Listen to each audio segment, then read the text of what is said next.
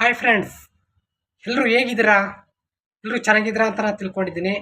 ಎಲ್ಲರಿಗೂ ಹ್ಯಾಪಿ ಮಕರ ಸಂಕ್ರಾಂತಿ ಹಬ್ಬದ ಆರ್ಥಿಕ ಶುಭಾಶಯಗಳು. ನಾನು ಬಂದು ನಿಮ್ಮೆಲ್ಲರ ಪ್ರೀತಿಯ ಕೃಷ್ಣ ಎಂ ಕನ್ನಡ ವ್ಲಾಗ್.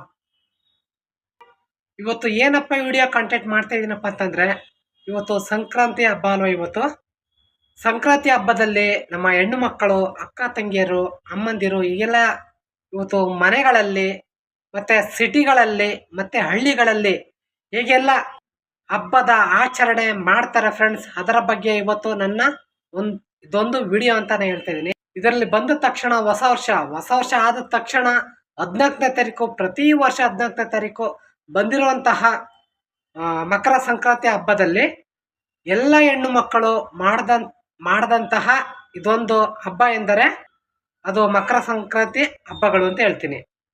ಸಂಕ್ರಾಂತಿ ಹಬ್ಬ ಅಂದರೆ ಈಗ ಸಂಕ್ರಾಂತಿ ಹಬ್ಬ ಬಂದ ತಕ್ಷಣ ಹೆಣ್ಣು ಮಕ್ಕಳು ಈಗೆಲ್ಲ ಮಿಂಚುತ್ತಾ ಇರ್ತಾರೆ. ಮನೆಗಳಲ್ಲಿ ಗೃಹಲಕ್ಷ್ಮಿ ಇದ್ದಂಗೆ ಮನೆ ಪೂಜೆ ಪುರಸ್ಕಾರ ಹೇಗೆಲ್ಲ ನಡ್ಸ್ಕೊಂಡು ಬಂದಿರ್ತಂತಹ ಪ್ರತಿ ವರ್ಷಗಳಲ್ಲೂ ಎಲ್ಲರಿಗೂ ಧನ್ಯವಾದಗಳು ಅಂತ ನಾನು ಈ ವಿಡಿಯೋ ಮಾಡ್ತಾ ಇದ್ದೀನಿ. ಬನ್ನಿ ಫ್ರೆಂಡ್ಸ್, ಹಾಗಾದರೆ ಹೇಗೆಲ್ಲ ಆಚರಣೆ ಮಾಡ್ತಾ ಇದ್ದಾರೆ ಅನ್ನೋದು ಇವತ್ತು ನೋಡ್ಕೊಬರೋಣ.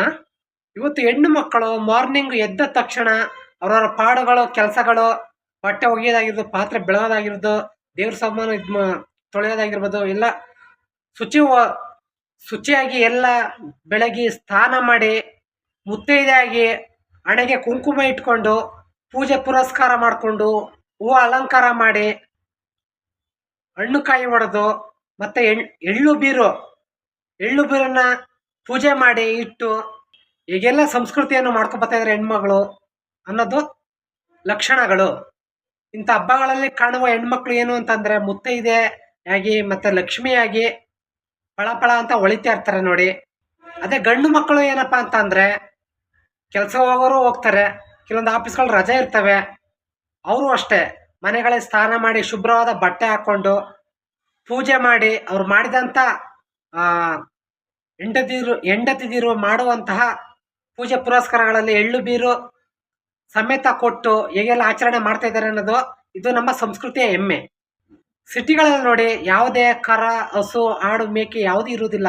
ಸಿಟಿಗಳಲ್ಲಿ ಏನಪ್ಪ ಅಂದರೆ ಅದೇ ಸಂಭ್ರಮ ಆಗಿರ್ತದೆ. ಬೆಳಗಿಂದ ಸಾಯಂಕಾಲವರೆಗೂ ಪೂಜೆ ಮಾಡಿ ಹೆಣ್ಮಕ್ಳು, ಓಕೆನಾ, ಮಕ್ಕಳಿಗೆ ಎಲ್ಲ ಸ್ನಾನ ಮಾಡಿಸಿ ಶುಭ್ರವಾದ ಬಟ್ಟೆ ಹಾಕಿ ಮತ್ತು ಅವ್ರ ಯಜಮಾನ್ರುಗಳಿಗೆ ಮತ್ತು ಎಲ್ಲ ಏರ್ಪಾಟ್ ಮಾಡಿ ಪೂಜೆ ಪುರಸ್ಕಾರ ಮಾಡಿ ಕಾಲನ್ನು ಪೂಜೆ ಮಾಡಿ ಹೇಗೆಲ್ಲ ಅವರ ಗಂಡದಿರನ್ನ ಹೇಗೆಲ್ಲ ಕಾಣ್ತಾರೆ ಅನ್ನೋದು ತುಂಬ ಚೆನ್ನಾಗಿರುತ್ತೆ. ಇದರಲ್ಲಿ ನಾನು ಹೇಳ್ತಾ ಇರೋದ್ರಲ್ಲಿ ನೋಡಿ, ಈ ರೀತಿ ಮಾಡ್ತಾ ಇರೋದ್ರಿಂದ ಎಷ್ಟು ಲಕ್ಷಣಗಳು ಕಾಣ್ತಾ ಇದ್ದಾವೆ ಅನ್ನೋದು ಇದೊಂದು ವಾಕ್ಯ.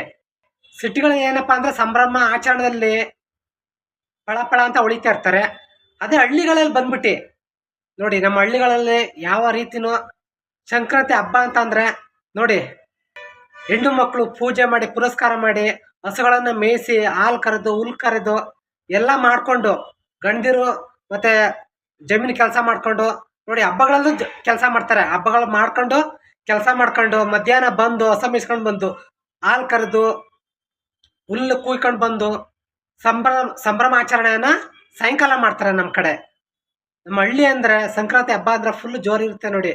ಹಳ್ಳಿಗಳು ಏನಪ್ಪ ಅಂತಂದರೆ ಕರು, ದನ, ಹಸುಗಳು ಎಲ್ಲ ಸಾಕಿರುವಂಥ ಅದರಲ್ಲಿ ಸ್ನಾನ ಮಾಡಿಸಿ, ಓಕೆನಾ, ಬಲೂನ್ ಕಟ್ಟಿ ಮತ್ತು ಡಿಸೈನಾಗಿ ಮಾಡಿ, ಓಕೆನಾ, ಸಾಯಂಕಾಲ 7 ಗಂಟೆ 7:30 ಆಯಿತು ಅಂದರೆ ಓಕೆನಾ ಅಗ್ನಿಕುಂಡದಲ್ಲಿ ಆರಿಸ್ತಾರೆ. ಅಗ್ನಿಕುಂಡ ಅಂದರೆ ಗೊತ್ತೈತಲ್ಲ, ಬೆಂಕಿ ಕಟ್ಟಿಗೆ ತಗೊಂಡು ನಮ್ಮ ಕಡೆ ಹಳ್ಳಿಗಳಲ್ಲಿ, ಓಕೆನಾ, ಹಳ್ಳಿ ಎಲ್ಲಿ ತೋಟ ಇರ್ತದೆ ನೋಡಿ ಆ ಕಡೆ ಹಾಕಿ ದನ ಕರುಗಳನ್ನ ಆರಿಸ್ತೀವಿ ಅಂತಂದ್ರೆ ನಮ್ಮ ಹಳ್ಳಿಗಳಲ್ಲಿ ಕಿಚ್ಚಾಯಿಸ್ತೀವಿ ಅಂತ ನಾವು ಹೇಳ್ತೀವಿ ಅದನ್ನ, ಓಕೆನಾ. ನಮ್ಮ ಹಳ್ಳಿಗಳಲ್ಲಿ ಏನಪ್ಪ ಸಂಕ್ರಾಂತಿ ಅಂದರೆ ಸಂಭ್ರಮ ನೋಡಿ. ಇದು ಪ್ರತಿ ವರ್ಷ ನಡ್ಕೊಂಡು ಬರ್ತೈತೆ. ಇದು ನಾವು ಚಿಕ್ಕದಿಂದ ನೋಡ್ತಾವಿಂದ ಇದು ನಾವು ಮಾಡಿದ್ದೀವಿ. ಹಸ ಮೇಯಿಸೋದು ಎಲ್ಲ ಇದು ಮಾಡಿ ನಾವು ಕಿಚ್ಚಾಯಿಸೋದು ಎಲ್ಲ ಮಾಡಿದ್ದೀವಿ ನೋಡಿ. ನಮ್ಮ ಹಳ್ಳಿಗಳಲ್ಲಿ ಹೇಗೆಲ್ಲ ನಡೀತಾ ಇದೆ ಅನ್ನೋದು ನಮ್ಮ ಹಳ್ಳಿ ಅಂತಂದರೆ ಅಷ್ಟು ಯಾವತ್ತೂ ಮರೆಯೋಕ್ಕಂತೂ ಆಗಲ್ಲ. ಹಳೆ ಸಂಪ್ರದಾಯ ಏನೆಲ್ಲ ನಡ್ಸ್ಕೊಂಡು ಬರ್ತಾ ಇದ್ದಾರೆ ಅನ್ನೋದು ಅವ್ರ ತಾತ ಮುತ್ತಾತದಿಂದ ಹೆಂಗೆಲ್ಲ ನಡ್ಸ್ಕೊಂಡು ಬರ್ತಿದ್ದಾರೆ, ಈಗಲೂ ಅದೇ ಸಂಪ್ರದಾಯವನ್ನು ನಡ್ಸ್ಕೊಂಡು ಬರ್ತಾ ಇದ್ದಾರೆ. ಆದರೆ ಸಂಕ್ರಾಂತಿ ಹಬ್ಬಗಳಲ್ಲಿ ಏನಪ್ಪ ಅಂತ ಅಂದರೆ ಈ ದನಗಳೆಲ್ಲ ಈಗ ಹಸ ಕರುಗಳೆಲ್ಲ ಕಿಚ್ಚಾಯಿಸ್ತಾರಲ್ಲ, ಬೆಂಕಿ ಆರಿಸ್ತಾರಲ್ಲ, ಭಾರಿ ಹುಷಾರಾಗಿ ಮಾಡಿ ಜಾಸ್ತಿ ವಿಪರೀತಗಳು ಬೆಂಕಿಯನ್ನು ಹಾಕಕ್ ಹೋಗ್ಬೇಡಿ. ಯಾಕೊತ್ತಾ, ಬೆಂಕಿ ಅನ್ನೋದು ಒಂದು ಮನುಷ್ಯರ ಹುಡುಗಾಟ. ಸಂಕ್ರಾಂತಿ ಹಬ್ಬ ಮಾಡ್ಬೇಕು, ಓಕೆ. ನಮ್ಮ ಸಂಪ್ರದಾಯ ಪ್ರಕಾರ ಹಳ್ಳಿಗಳಲ್ಲಿ ಹೊಸ ಕರುಗಳನ್ನ ಕಿಚ್ಚಾಯಿಸ್ಬೇಕು ಅಂದ್ರೆ ಬೆಂಕಿಗೆ ಆರಿಸ್ಬೇಕು, ಓಕೆ. ಒಂದು ಲಿಮಿಟೇಷನ್ ಹಾಕಿ. ಎಷ್ಟೋ ಜನ ಅದರಲ್ಲಿ ದನ ಕರುಗಳು ಎದುರಿ ಓಡೋ ಹೋಗಿರೋವು ಇದಾವೆ. ಮತ್ತೆ ಜನಗಳು ಅದ್ರ ಮೇಲೆ ಬೆಂಕಿ ಕೊಂಡದ ಮೇಲೆ ಬಿದ್ದಿರೋ ಇದಾರೆ. ಕೈ ಸುಟ್ಕೊಂಡಿರೋ, ಕಾಲು ಸುಟ್ಕೊಂಡಿರೋ, ಮುಖ ಸುಟ್ಕೊಂಡಿರೋ ಎಷ್ಟೋ ಜನ ನೋಡಿದ್ದೀವಿ. ತುಂಬಾ ಪೇಷಂಟ್ ಅಲ್ಲಿ ಆಸ್ಪತ್ರೆಗೆ ಸೇರಿದ್ದಾರೆ. ಪೇಪರ್ಗೆಲ್ಲ ಬಂದಿದೆ, ಓಕೆ. ನಾಳೆ ಎಷ್ಟು ಪೇಪರ್ ಹಳ್ಳಿಯಲ್ಲಿ ಹೇಗೆಲ್ಲ ನಡೆದಿದೆ, ಎಷ್ಟೆಲ್ಲ ಜನ ಕೈ ಕಾಲೆಲ್ಲ ಸುಟ್ಕೊಂಡಿದ್ದಾರೆ ಅನ್ನೋದು ನಾಳೆ ಎಷ್ಟು ಪೇಪರ್ಗೆ ಟಿವಿಗೆ ಬರುತ್ತೆ ಅಂತ ನಾಳೆ ಹೇಳೋಕ್ಕಾಗಲ್ಲ. ಜಾಸ್ತಿ ಎಂದು ಹಾಕ್ಬೇಡಿ, ಓಕೆನಾ. ಬೆಂಕಿ ಇದು ಮಾಡಬೇಕಾದ್ರೆ ಕಟ್ಟಿಗೆ ಹಾಕ್ಬೇಕಾದ್ರೆ ಸ್ವಲ್ಪ ಹಾಕಿ, ಓಕೆನಾ. ಜಾಸ್ತಿ ಅಂತೂ ಮಾಡಬೇಡಿ. ನೀವು ಕೈಲಾದಷ್ಟು ನೀವು ಎಷ್ಟೆಲ್ಲ ಕಿಚ್ಚಾಯಿಸ್ತೀರಾ ಅಷ್ಟಂತೂ ಮಾಡಿ. ಅದ್ದೂರಿಯಾಗಿ ಮಾಡಬೇಕು ಅನ್ನೋದು ಬೆಂಕಿ ಆಟ ಯಾವತ್ತೂ ಸಂಕ್ರಾಂತಿ ಹಬ್ಬದಲ್ಲಿ ಆ ರೀತಿ ಆಡಬೇಡಿ ಫ್ರೆಂಡ್ಸ್. ನಾನು ಹೇಳ್ತಾ ಇರುವ ಅದರ ಬಗ್ಗೆ ಒಂದು ಮಾಹಿತಿ, ನಮ್ಮ ಅನುಭವದ ಮಾಹಿತಿ ಅಂತ ಹೇಳ್ತೀನಿ ಫ್ರೆಂಡ್. ಈ ಹಬ್ಬಗಳಲ್ಲಿ ಯಾರು ತೊಂದರೆ ಇಲ್ಲದೆ ಅಪಘಾತವನ್ನ ನೀವೇ ತಂದುಕೊಳ್ಳಬೇಡಿ, ಓಕೆನಾ. ಹುಷಾರಾಗಿ ಆರಿಸಿ, ಓಕೆನಾ, ಮಾಡಿ.